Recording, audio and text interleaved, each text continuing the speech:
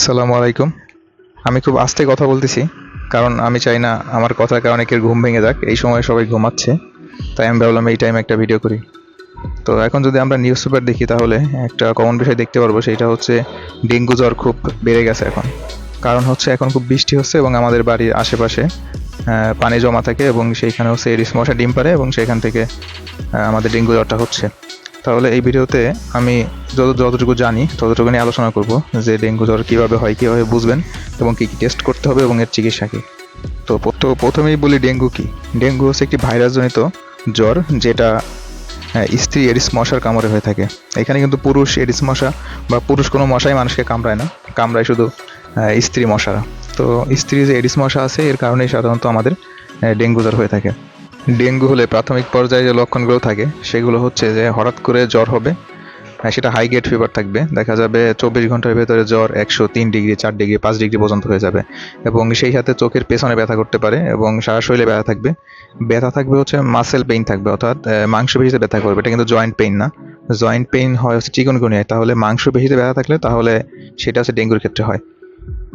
আর সাথে র্যাশ থাকতে পারে সারা শরীরে এবং বমি থাকতে পারে। এইটা হচ্ছে সাধারণ লক্ষণ। যখন যখন খুব সিভিয়ার পর্যায়ে যায় তখন নাক মুখ দিয়ে রক্ত পড়তে পারে, বারবার বমি হতে পারে, শ্বাসকষ্ট হতে পারে, এমনকি রোগী অজ্ঞানও হয়ে যেতে পারে।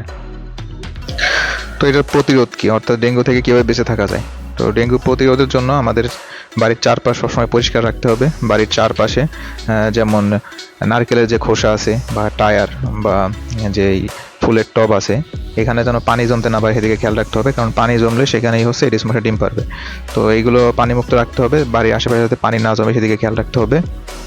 পার্সোনাল প্রোটেকশনের জন্য দিনে অথবা রাতে ঘুমালে অবশ্যই মশারি ব্যবহার করতে হবে এবং কয়েল ব্যবহার করা যেতে পারে, কিন্তু যাদের অ্যাজমা আছে বা লাংসের বিভিন্ন ডিজিজ আছে তারা কয়েল না ব্যবহার করাই ভালো। এর মধ্যে যদি এইসব লক্ষণগুলো থাকে তাহলে কি কি টেস্ট করাতে হবে, যে টেস্টগুলোর মাধ্যমে আমরা জানতে পারবো যে তার ডেঙ্গু হয়েছে কিনা। তাহলে প্রথমেই যে টেস্টটা করাতে হবে সেটা হচ্ছে NS1 অ্যান্টিজেন টেস্ট। এইটা জ্বর আসার 1 থেকে 3 দিনের ভেতরে বা 3 দিন পরে করানোই ভালো। 1 থেকে 3 দিনের ভেতরে করালে NS1 অ্যান্টিজেন যে টেস্টটা সেটা পজিটিভ আসবে, তাহলে আমরা বুঝতে পারবো যে তার ডেঙ্গু জ্বর হয়েছে। জ্বর হওয়ার 7 দিন পর ইমিউনোগ্লোবুলিন জি এবং ইমিউনোগ্লোবুলিন এম টেস্ট করানো যেতে পারে। সেই ক্ষেত্রে ইমিউনোগ্লোবুলিন এম যদি পজিটিভ আসে তাহলে আমরা বুঝতে পারবো যে এখন ডেঙ্গু জ্বর হয়েছে, কিন্তু ইমিউনোগ্লোবুলিন জি যদি পজিটিভ আসে তাহলে সেটা এখনও হতে পারে এবং আগে যদি কোনোদিন তার ডেঙ্গু জ্বর হয়ে থাকে তাহলে সেই ক্ষেত্রেও ইমিউনোগ্লোবুলিন জিটা পজিটিভ আসতে পারে। এখন কেউ যদি ডেঙ্গু জ্বর হয়ে থাকে তাহলে তার চিকিৎসা কী? আসলে ডেঙ্গু জ্বরের নির্দিষ্ট কোনো চিকিৎসা নাই, এটার সিমটোম্যাটিক ট্রিটমেন্ট দিতে হবে। যদি জ্বর থাকে তাহলে জ্বরের চিকিৎসা দিতে হবে, যদি বমি থাকে তাহলে বমি চিকিৎসা দিতে হবে এবং শরীরে যদি ব্যথা থাকে তাহলে প্যারাসিটামল দিতে হবে। এবং যদি তার ডিহাইড্রেশন থাকে তাহলে অবশ্যই তাকে পানি পান করাতে হবে এবং অবশ্যই ডাক্তারের পরামর্শ নিতে হবে। সেই সাথে রেগুলার সিবিসি করতে হবে এবং যে ব্লাড প্লেটলেট থাকে সেটা মনিটর করতে হবে। প্লেটলেট কাউন্ট যদি 10,000-এর নিচে নেমে যায় তাহলে অবশ্যই তাকে প্লেটলেট দিতে হবে এবং তাকে নিকটস্থ হসপিটালে ভর্তি করতে হবে।